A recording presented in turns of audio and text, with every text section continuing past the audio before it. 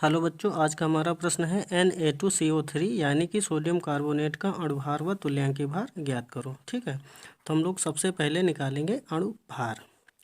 और अगर अणुभार की बात की जाए तो अणुभार आपका m से इंडिकेट किया जाता है, तो आप ब्रैकेट में m लिख सकते हैं।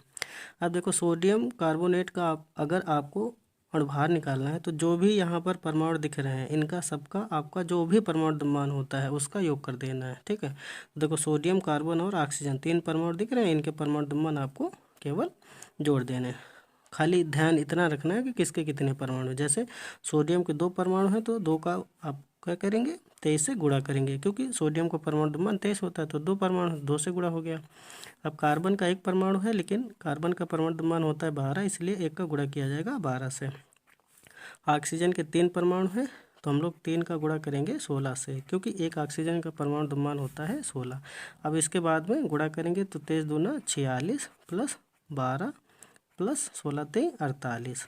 अब इसके बाद में ऐड करेंगे 6 2 8 8 16 और 6 1 5 4 1 5 और 5 4 9 और 1 हासिल 10। ठीक है, तो इस तरीके से ये 106 जो है ना, ये हो जाएगा आपका अणुभार। यूनिट अगर लिखें तो यूनिट हो जाएगी ग्राम पर मोल। ठीक है, अब इसके बाद में अगर हम लोग तुल्यांकीय भार निकालें तो तुल्यांकीय भार आपका कैपिटल ई से इंडिकेट किया जाता है, यानी कि तुल्यांकीय भार को आप कैपिटल ए से प्रदर्शित करने के लिए इस्तेमाल कर सकते हो। ठीक है, और अगर तुल्यांकीय भार निकालना है तो तुल्यांकीय भार बराबर सूत्र होता है अणुभार यानी कि m/n फैक्टर। ठीक है, तो ये है आपका सूत्र। ठीक है, अब बात करी जाए यहाँ पर n फैक्टर की, तो अगर आप किसी साल्ट का निकाल रहे हैं तुल्यांकीय भार, तो जो भी धनायन या ऋणायन की संख्या है उससे आपको भाग कर देना।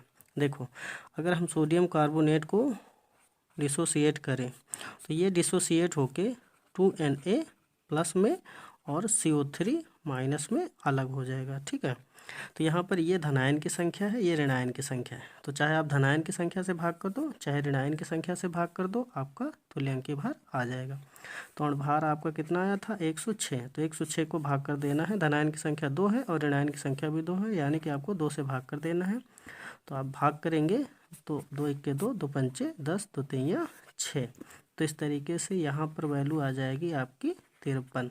तो ये जो 53 है ग्राम पर मोल में आप इसको इंडिकेट कर सकते हैं, यानी कि यूनिट हो जाएगी ग्राम पर मोल। तो यहाँ पर सोडियम कार्बोनेट का जो अणुभार है वो है आपका 106 और जो तुल्यांकीय भार है वो है आपका 53। तो इस तरीके से आप अणुभार और तुल्यांकीय भार आसानी से निकाल सकते हैं। करना क्या है, अणुभार निकालने के लिए जो भी परमाणु द्रव्यमान यहाँ पर इन परमाणुओं के हैं यानी कि तत्वों के हैं उनका योग कर देना है, और तुल्यांकीय भार निकालने के लिए अणुभार बटे n फैक्टर करना है। जहाँ तक बात की जाए साल्ट की, तो साल्ट का अगर आपको n फैक्टर पता करना है तो धनायन या ऋणायन की जो संख्या होती है वही होती है, तो उसी से आपको भाग कर देना है। ठीक है, तो यहाँ पर धनायन या ऋणायन की संख्या आपकी 2 है। ठीक है, धनायन की संख्या भी 2, ऋणायन की संख्या भी 2, तो आपको 2 से भाग कर देना है और आपका आ जाएगा यहाँ पर 53। ठीक है, तो 53 हो जाएगा तुल्यांकीय भार, 106 हो जाएगा अणुभार। बच्चों, वीडियो को लाइक करें, चैनल को सब्सक्राइब करें। Thank you.